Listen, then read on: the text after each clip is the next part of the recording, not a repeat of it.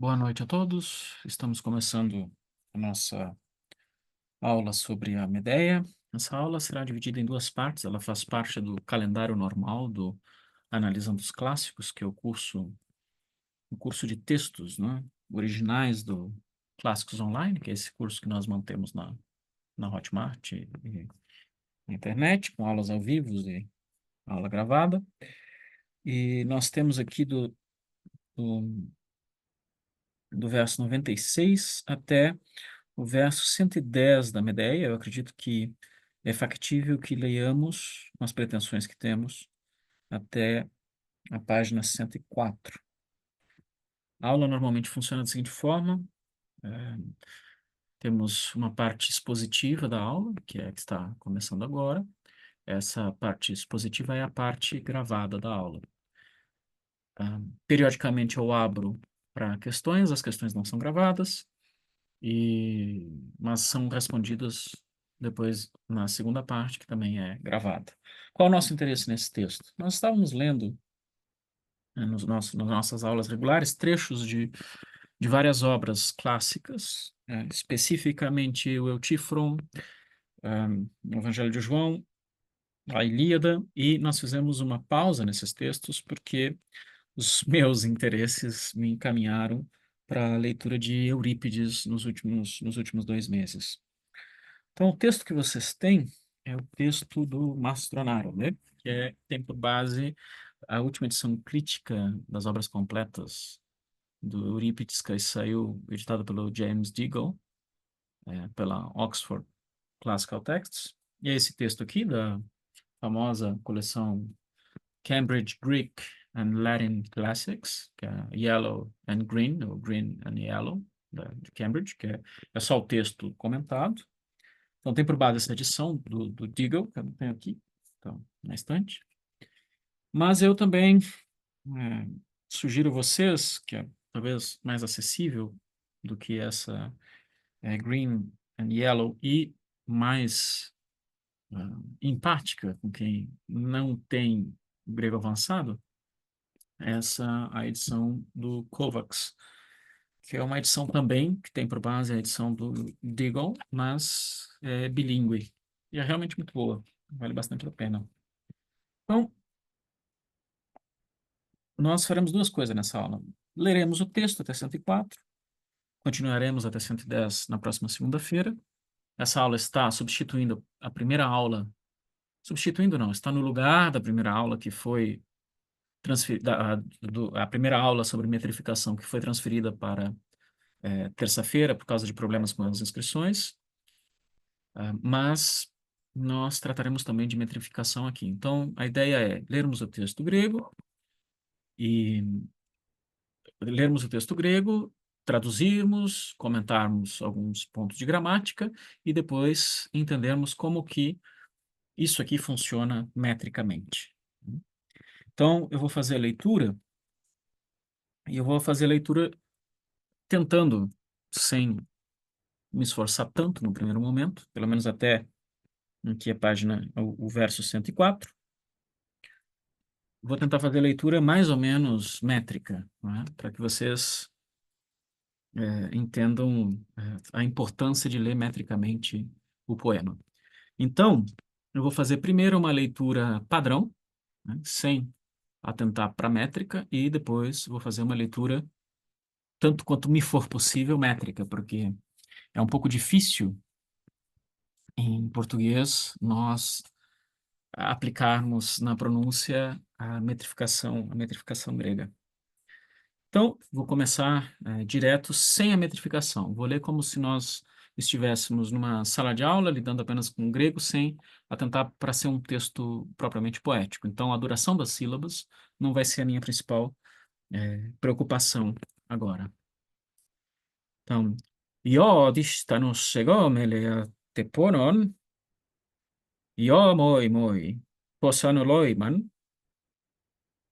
todekei no piloi pai desmeter, kinei gradian, kinei de colon, speu de tetason, domatos eiso, kai me pelasse tomatos engus, me de proselte talaphylasses, tagrion ethos, stygerante piscin, frenos autadus. Agora, eu vou tentar fazer uma leitura a mais correta metricamente possível, para vocês terem pelo menos um vislumbre da diferença que faz em termos poéticos. Então, a leitura vai ser um pouco lenta, justamente porque eu quero dar ênfase nessas durações. Então, vamos ver.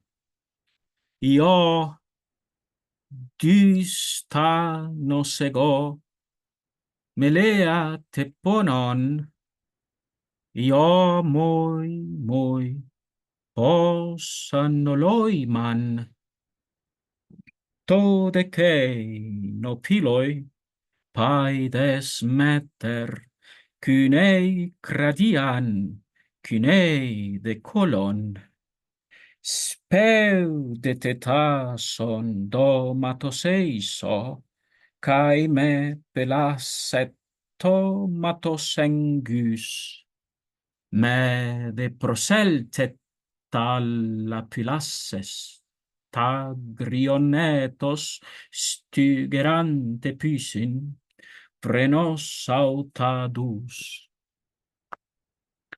Agora vamos à leitura e depois vamos avaliar todas essas questões propriamente de métrica, né? Leio isso aqui é a fala da Medeia, né? A Medeia que está aqui, e a partir do verso 98, nós temos a fala da Nutriz. O, o contexto é o seguinte: ainda estamos numa espécie de prólogo, né? do- da tragédia. A Nutriz apresentou o problema, né? Ela estava falando sozinha na frente do palácio, na frente da casa da Medeia, dizendo que a Medeia recebeu a notícia de que Jasão a teria trocado pela filha do rei e que se casaria com ela, trocando os votos que fez com a própria Medeia, com quem teve filhos homens, ou seja, perfeitamente filhos legítimos, que seriam herdeiros, os herdeiros corretos dele. Ele trocaria de mulher, mesmo tendo casado, feito os votos e tudo mais. Então agora ela está dentro da casa, Medeia, e está justamente gritando, né? E esse grito é um grito cantado, essa aqui é uma parte cantada da tragédia. Está gritando o quão miserável ela é e o que ela vai fazer agora, e ela está com ódio, com fúria, né, no coração. E antes disso, o, o, o, o tutor das crianças está trazendo as crianças, né, para casa novamente. Eles tinham Eles tinham saído com o tutor traz as crianças para casa novamente, tem uma pequena conversa com a Nutriz, e a Nutriz diz para as crianças entrarem, mas ficarem fora da vista da mãe e tudo mais, porque a mãe tá transtornada e ela conhece muito bem quem é a Medeia, o que ela é capaz de fazer quando está irritada. Então, esse é o contexto, né? Então, ora, você tem a fala da Medeia, e aqui você tem também a fala da Nutriz, e a fala da Nutriz não é uma fala direcionada à Medeia, é uma fala direcionada às pessoas com quem ela está falando, que é o tutor e as crianças, né? Então vamos para a fala da Medeia. Io distanos ego melea teponon, io moi posanoloiman. Io é muito difícil traduzir porque é uma espécie de interjeição, né? Então seria algo como ai, não tem, não tem muito o que fazer com isso. Então, ai, distanos ego melea teponon. Distanos, na verdade, é um adjetivo de, que serve tanto para o masculino quanto para o feminino, né? Na verdade, se trata no dialeto ático, de dístenos. com epsilon. Mas o que o Eurípides está fazendo aqui é utilizando uma coloração dórica para essas partes, né, líricas. E normalmente ele vai trocar o eta pelo alfa, mesmo quando o alfa não fizer parte da versão dórica. Então, às vezes, essa adaptação dórica que o Eurípides faz, às vezes é uma forma legitimamente dórica, às vezes é uma forma artificialmente dórica, né? O mesmo acontece, por exemplo, aqui com o Oloiman. Aqueles que conhecem grego sabem que isso aqui é uma... Se eu troco o man por men, Oloimen, imediatamente as pessoas vão reconhecer a desinência secundária, né, junto com o optativo aqui. Essa aqui é a marca do optativo. Então, de Oloimen, ele faz Oloiman. Novamente, de Dystenos, ele faz Dystanos. Tá? Então, Dystenos é difícil traduzir, tem um conjunto de palavras que pode ser traduzido da mesma maneira, né? Mas, por exemplo, uma delas é justamente esse Dystanos. Dystanos é algo como propriamente infeliz, né? Miserável, algo assim. E essa ideia é retomada por Melea. Então funciona mais ou menos como uma endíade aqui, porque Melea também é infeliz, né? Nós temos dois adjetivos aqui no nominativo, né? Que é distanos e meleos. Meleos também pode ser traduzido por ah, infeliz ou miserável. Então seria algo como eu sou infeliz, subentendendo aqui o verbo em mim, né, que está elidido. Normalmente, quando nós temos orações nominais, o verbo em mim não vem, né? Não é expresso. Então, distanos ego, ou seja, infeliz sou eu, meleate e miserável. Aqui, o T é uma partícula que junta melea com distanos, né? No ático, a gente está acostumado com coisa como T cai, né? Ou cai, ou simplesmente cai. Mas o T é pospositivo, então ele tem que vir logo depois, né? Do segundo membro. E do elemento ao qual ele se liga, e aqui ele não é corresponsivo, né? Ele está só ligando o T, aquilo que está comparado com T, com aquilo que está sem T. É mais ou menos como que em latim, né? É, Ponon. Aqui nós temos um genitivo de ponos. Ponos normalmente é algo como um trabalho penoso, mas aqui pode ser uma dor. A dor pode ser física ou pode ser psicológica, né? E nós temos aqui um genitivo plural. Então, as dores. Mas por que que é um genitivo? É porque isso aqui se chama um genitivo de causa. Então, a leitura que nós devemos fazer é algo como assim, ó, miserável e infeliz eu sou por causa das dores, por causa dos sofrimentos, né? Novamente, nós temos o ió aqui, que é uma interjeição, seguida de duas vezes eu, né? Ego, que agora está no dativo. Ió, moi, perdão, ió, moi. A tradução é ai de mim, né? Algo assim. E agora nós temos uma pergunta. Posanoloiman. Essa pergunta, na verdade, quando você tem essa construção que tem o pós mais o optativo, que é o optativo que nós temos aqui, o optativo com an, esse optativo ele deve ser entendido como um optativo desiderativo. Então, a pergunta dela, literalmente, é como eu morreria, né? Mas esse optativo desiderativo, cuptivo, carrega a ideia de algo como quem dera eu morresse, né? Então, é uma pergunta que tem esse duplo sentido, né? Ela é uma pergunta e uma exclamação ao mesmo tempo. Então temos a fala da Nutriz, que começa aqui em 98, né? Todekei no piloi paides. Aqui nós temos uma construção bastante interessante. Por quê? Porque literalmente o que ela está dizendo é tode, este, né? Vou botar este assim, ekeino, que é isto, tode, é um deítico, né? Isto é aquilo. Ou seja, isso é aquilo que eu dizia. Isso é aquilo que eu dizia. Tode, isto, este, ekeino.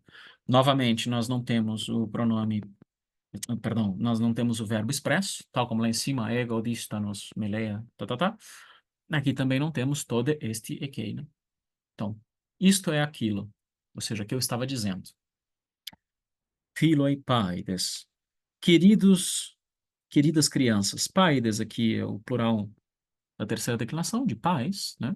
Serve tanto para menino como para menino. São queridas crianças. E filoi, nesse contexto, filoi funciona como algo como querido. Não exatamente como amigo, mas querido ou amado. Ou ainda vocês podem traduzir por minhas, né? Queridas, amadas, minhas crianças.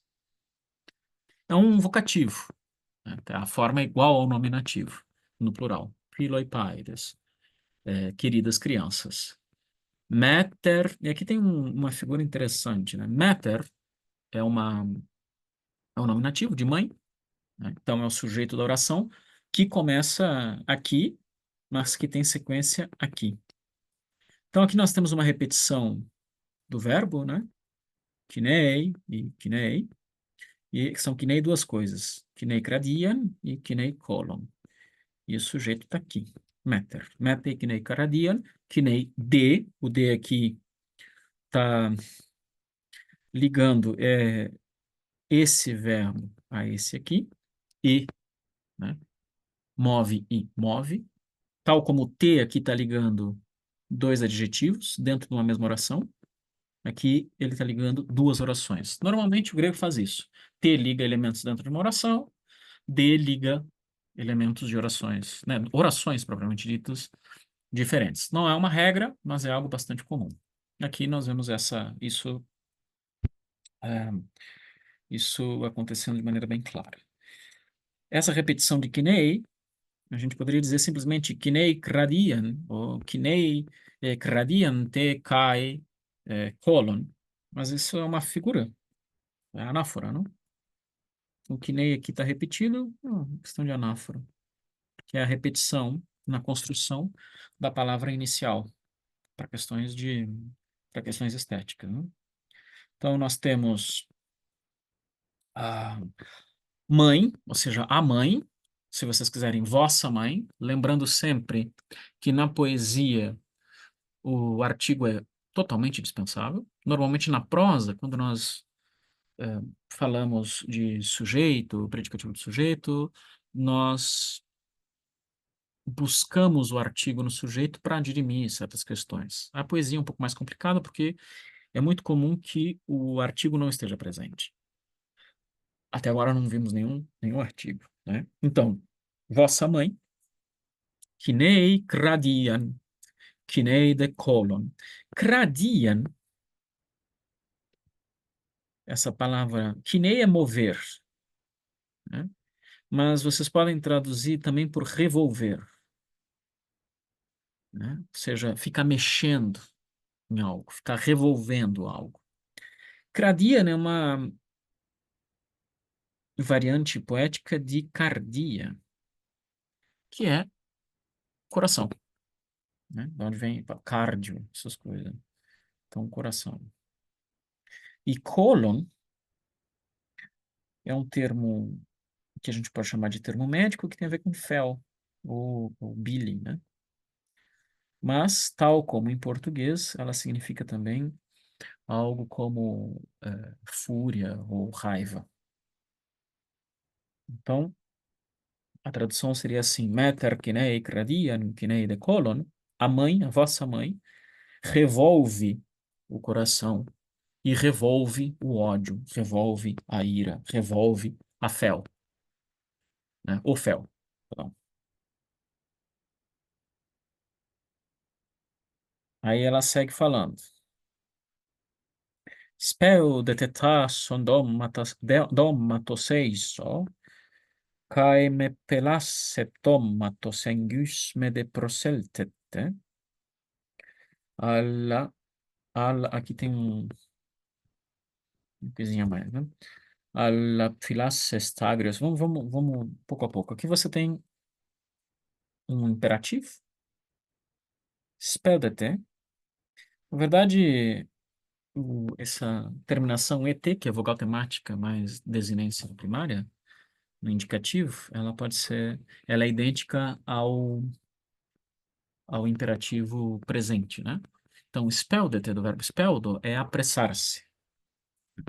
Então, speldete vem do verbo apressar, então você tem speldo, que é apressar-se, né? E tason, vejam que no ático, vocês nunca vão encontrar S seguido de S, sigma seguido de sigma, mas sempre tal, tal. Esse tason funciona como um advérbio, né? Na verdade, tason é o comparativo superior de algo que vocês conhecem bastante, que é o tacus, ou tacu. Um pouco complicado de escrever hoje. Tacus, que quer dizer rápido, né? Então, basicamente, você tem aqui uma ideia rebarbativa, né? Ele é um advérbio, ele é o advérbio comparativo de tacus. Então, nós temos aqui apressai-vos rápido, né? Spel detetação. Domatos eiso. Domatos eiso. Domatos é um genitivo e o eiso, novamente, é um advérbio, que é o advérbio relativo à preposição eis. Só que eis só, que vocês podem encontrar também e só, significa para dentro. Então a tradução seria apressai-vos rapidamente para dentro da casa, né? Dentro da casa porque é genitivo. Então eis sodômatos, né? Para dentro da casa. Agora vejam que a casa aqui não funciona como no sintagma preposicionado. Ela funciona como algo orbitando o eiso, né? O eiso aqui é o núcleo do sintagma e o dômatos é um genitivo, vamos dizer assim, um genitivo atributivo desse eiso, porque o eiso funciona como se fosse um substantivo aqui, para dentro da casa. Da casa, então, é um genitivo que se agrega a esse eiso. Aí nós temos uma série de dois. Uma série de dois imperativos que, na verdade, são subjuntivos utilizados imperativamente, negados por me, né? Me e medé. Deixa eu botar em verde, que era o que eu estava colocando. Me e medé. Veja que medé é me mais dé, né? Perdão, mede, me mais dê. Então, é não e não. E aqui esse cai também é e não. Ou se vocês quiserem, aqui nem. E não façam tal coisa, nem tal outra coisa. Aqui, novamente, nós temos uma expressão que é uma oração que é paralela à que a gente acabou de ver, porque engus tem um uso adverbial, se vocês quiserem, né? Que é perto. E isso aqui é dentro, né? Então, aqui ela mandou speudete tason, que é apressai-vos rapidamente para dentro da casa, com um genitivo aqui. E aqui nós temos, tá, kaimé, mé tá negando pelasset. Pelasset vem do verbo pelasdo, que é se aproximar, ou se avizinhar, se vocês quiserem. Pelasdo. E engus é perto. Então, se aproximar perto. Novamente, o grego tem essa linguagem que em português muitas vezes parece pleonástica, né? Perto do quê? Do olho. Novamente, nós temos um genitivo aqui que responde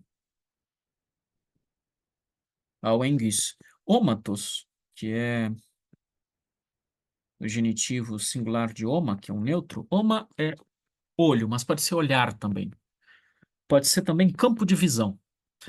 Então, por enquanto, nós temos duas ordens. No verso 6 não, no verso 100 você tem apressai-vos rapidamente para dentro da casa e não vos aproximeis, porque tá no, ele é um imperativo, mas ele está usando o subjuntivo como imperativo, mas não vos aproximeis próximos do olho, da visão de quem? Dela, evidentemente. Mede proseltete. Então, também é rebarbativo que proseltete pode ser se aproximar ou pode ser se dirigir a alguém, né? Do verbo proserkomai, e aqui está uma forma de subjuntivo auristo, né? Então, proseltete, não vos dirijais? Meu Deus, acho que eu nunca usei esse verbo. Não vos dirigieis, não, eu vou. Enfim, não é para se dirigir a ela. Mas, filaceste, e agora você troca, né? Você estava no âmbito do subjuntivo, porque você estava no âmbito das ordens negativas, e agora você parte novamente para uma ordem positiva, que é mas, alá, filacest. Vocês devem conhecer esse verbo, filacest, que do verbo filatomai, que é estar vigilante contra algo, né? Estar vigilante contra algo, ou estar de olho em alguma coisa, né?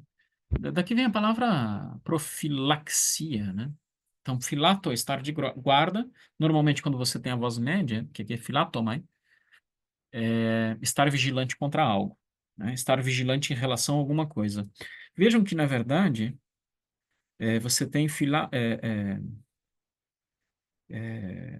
um E aqui, né? É a segunda pessoa do plural de filatomai, filassomai. Mas estejam vigilantes em relação ao quê? Agrionetos. Lembrem que etos é uma palavra no neutro, né? Então, toetos. Isso aqui está no acusativo. Então, estejam vigilantes do caráter feroz, agrion. Agrion tem dois sentidos, basicamente. Agrios, agrion, né? Que é basicamente a ideia de, no sul diríamos campesino, né? Ou seja, algo parecido com agroico, ou seja, do campo, mas tem também uma conotação de selvagem, brutal, feroz. Então, feroz, selvagem. E normalmente isso é traduzido em latim pela palavra feros, feroz, né? Então, estejam vigilantes do caráter feroz e, o T novamente, hein? Vejam que é bastante simétrico, né? Você tem dístano, cegó, Meletea teponon, kinei gradian, kinei decolon, agrionetos istigerante physin, que está ligando agora duas expressões, agrion etos e stigerante physin. Stigeran physin é basicamente a natureza, physin é a natureza, está no acusativo. Stigeran. Ah, bom, Stigeran.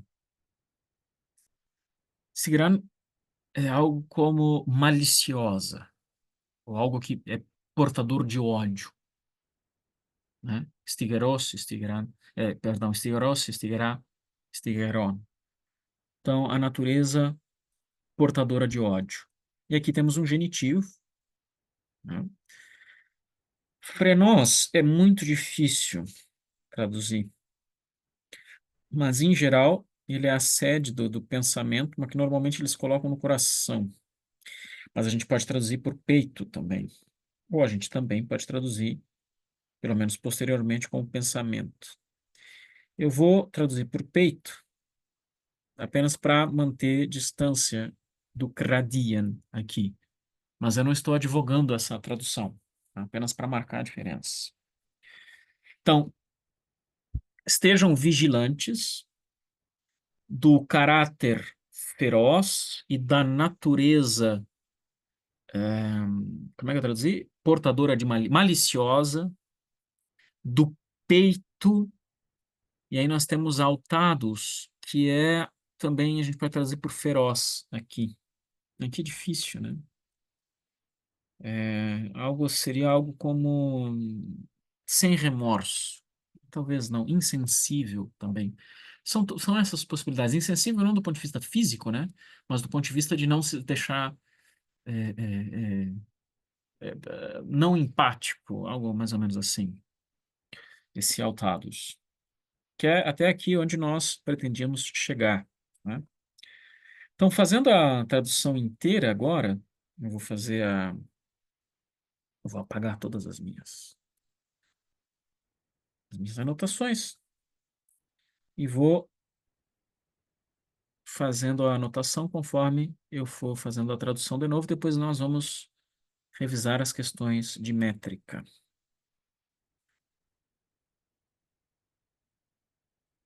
Então, vamos lá. Ai, eu sou miserável e infeliz por causa das dores. Ai de mim, como eu morreria. Aí fala no 3. Isto é aquilo, amadas crianças. Sua mãe está revolvendo o coração e está revolvendo a bile. Apressem-se rapidamente para dentro da casa e não se aproximem próximo da vista dela, né? Nem se dirijam, subentendendo-se a ela, mas se guardem, ou seja, mantenham a guarda em relação ao caráter feroz e à natureza maliciosa do coração, ou do peito, perdão, do peito insensível, ou do peito sem remorso. Bom, vimos então a tradução e vamos agora para essa parte há questões de métrica.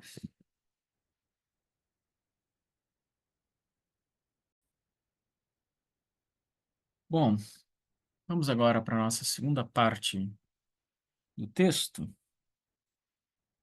é do texto não, do handout que eu passei para vocês, que é justamente um breve apanhado de como que funciona o ritmo anapéstico, né? Então, vocês devem distinguir duas coisas. Essas coisas nós vamos elaborar com o tempo no curso que se segue nessa semana. Uma coisa é o pé, outra coisa é o metro, né? Outra coisa é o verso, outra coisa é a sinalefa, assim por diante. Mas, basicamente, a unidade mais básica rítmica é aquilo que nós chamamos de pé, que é isso aqui. E esse pé é um anapesto. O que que significa um anapesto? Quer dizer que nós temos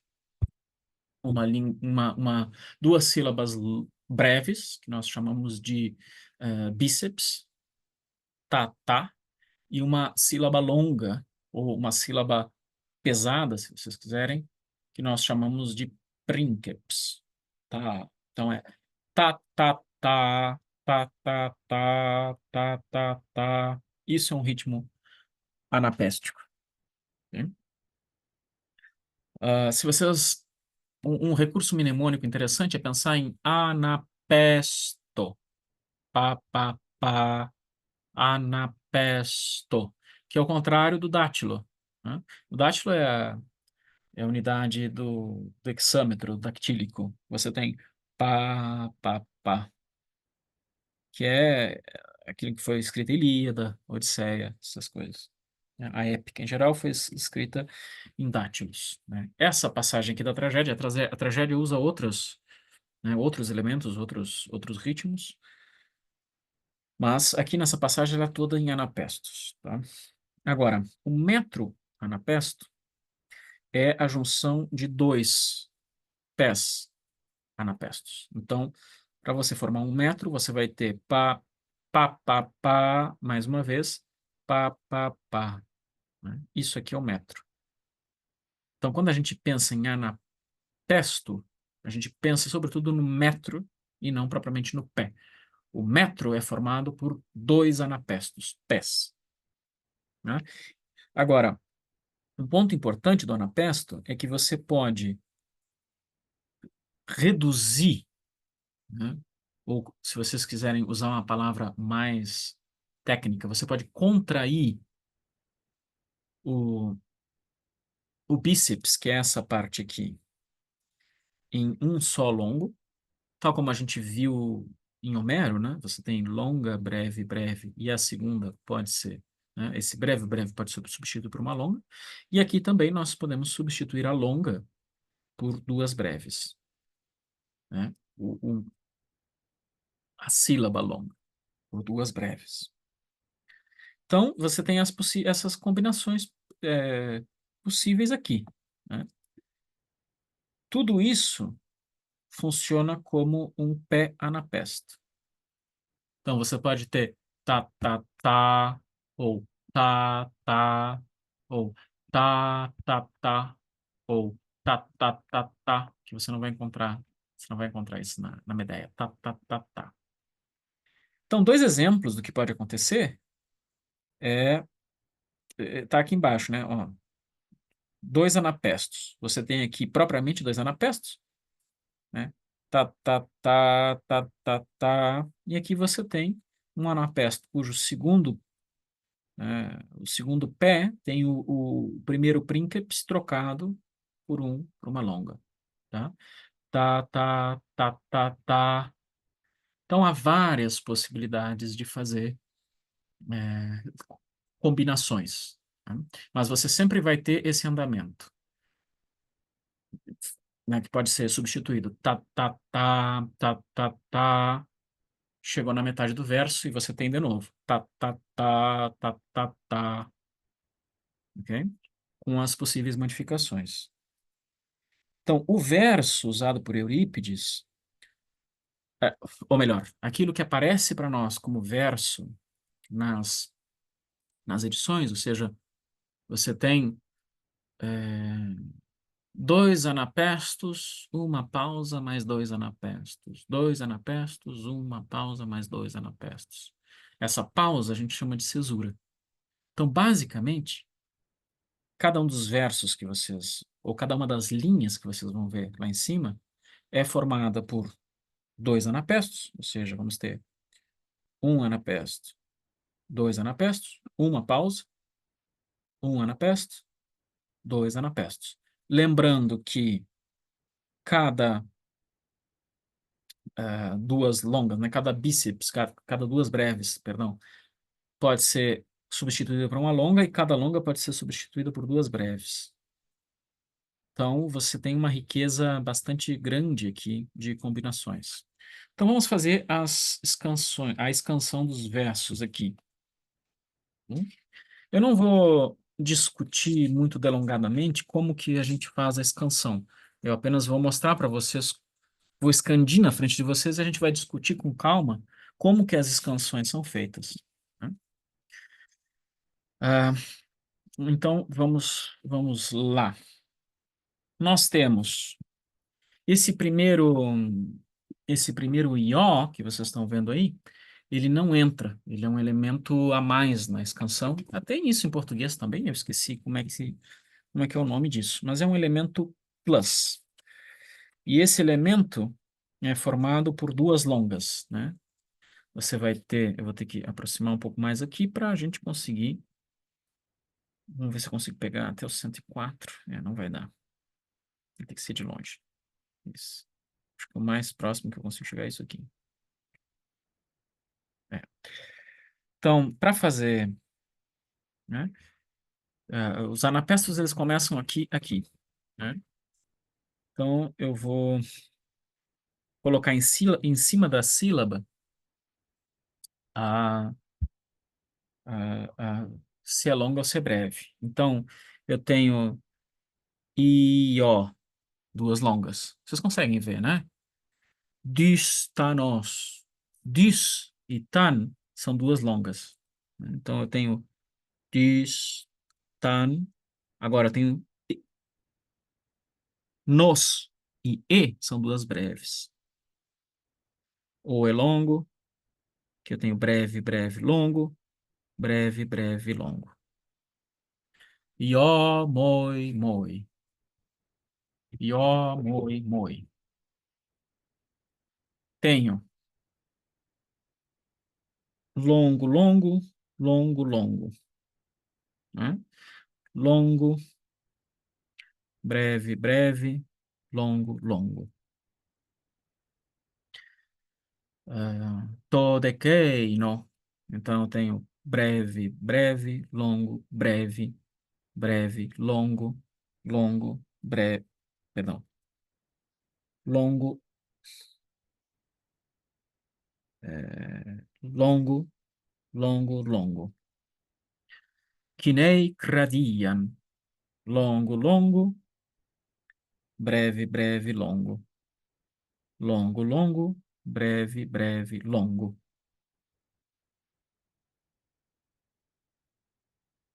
Speu de tetasson. Longo, breve, breve. Longo,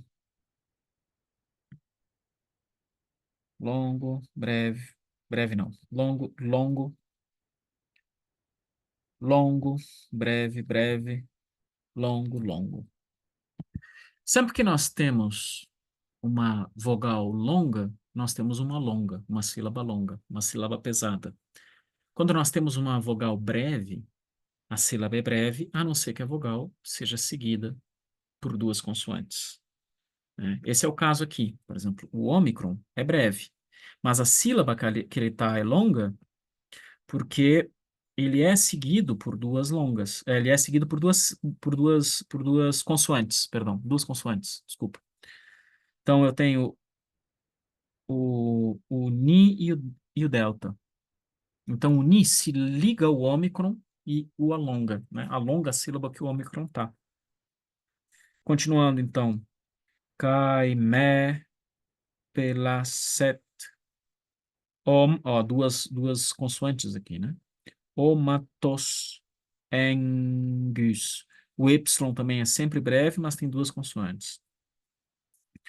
Ah, mé, Novamente, nós temos duas consoantes, né? Então, o D seria longo, mas quando você tem essa consoante aqui, né? Você tem o pi seguido de rho, é, plosiva seguida de uma líquida, né? Normalmente você não conta como duas, você conta como uma. Então, aqui você vai ter breve, breve. Aqui sim, você conta como longa, né? Duas consoantes, mais uma longa. Al é longa. La, fi, lasest. Agrion, tos, sti. Perdão. O ethos aqui necessariamente é longa, porque é seguida de duas consoantes. E agora temos stigeran, stigeran, tefisin. Stigeran, tefisin. Frenos autadus. Frenos autadus. Agora vejam que, à exceção do verso 104, nós sempre temos uma palavra que termina exatamente no meio, né? No lugar em que separa os 2 metros, ou seja, vai ter dois pés, né, anapésticos para cá, ou seja, 1 metro anapéstico para cá e 1 metro anapéstico para lá. Então, eu vou usar o verde para fazer essa separação. Lembrando que você pode trocar duas breves por uma longa e uma longa por duas breves. Aqui temos duas longas, então temos o primeiro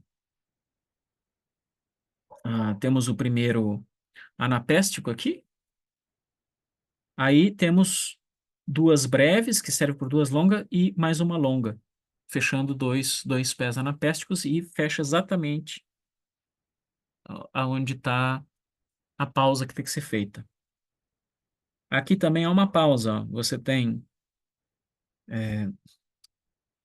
um pé, outro pé, fecha 1 metro, e aqui você tem uma pausa. Um pé, o segundo pé, agora anapestos mesmo, né? E uma pausa. Perdão, uma pausa. Um pé, outro pé, e a palavra termina exatamente aonde deve haver a pausa. Aqui. Um pé, outro pé, e a palavra termina exatamente onde deve haver a pausa. O mesmo serve aqui, o mesmo serve aqui, o mesmo serve aqui, menos aqui, onde a pausa deveria ser feita aqui. Essas pausas nós chamamos de cesura, que são pausas estruturais onde a palavra termina exatamente onde termina o metro. Nesse caso, né? Em outros, em outros esquemas rítmicos, haverá outros tipos de cesura. Então, se nós formos ler apenas para manter, apenas para revelar o ritmo, ou seja, não vou pronunciar as palavras e as letras, a gente teria a partir de ió, teríamos tum, tum, tum, tum, tá, tum, pausa. Tá, tum, tum, tum, tum, tum. Tum, tum, tum. Agora, a isso eu devo adicionar também os acentos, que são de dois tipos. E, e são todos musicais, ou seja, não tem a ver com a intensidade, mas tem a ver com o tom, a nota, né, que você usa para aquela sílaba, para aquela letra que está acentuada. Então, quando você tem um acento agudo, você sobe a nota. Se você está vindo no tá, com o acento agudo, né, numa sílaba, você vai ter tá, tá, tá, e não tá, tá, tá, mas tá, tá, tá. E quando o acento é circunflexo, quer dizer que ele sobe e desce na mesma sílaba. Então, você não vai ter tá, tá, tá, mas tá, tá, tá na mesma sílaba.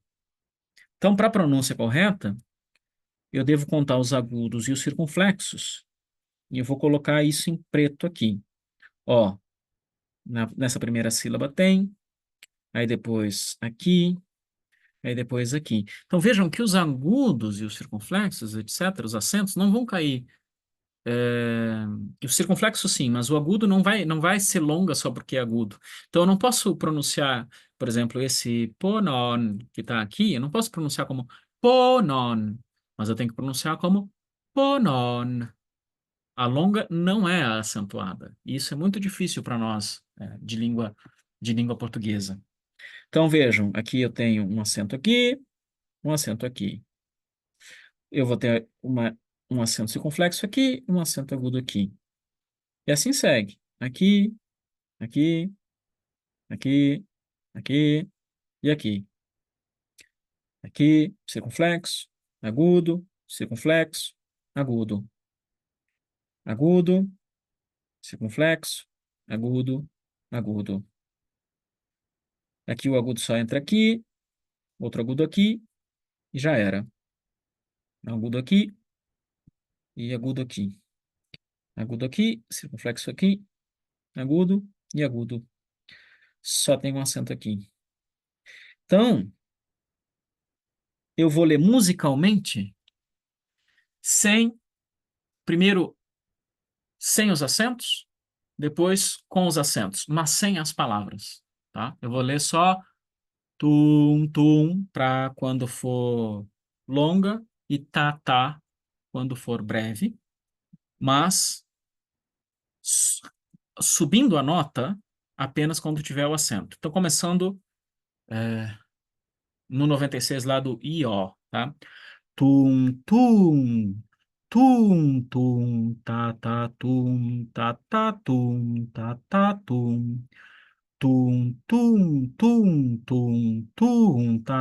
tum, tum. Agora, sem os acentos, né? Tum.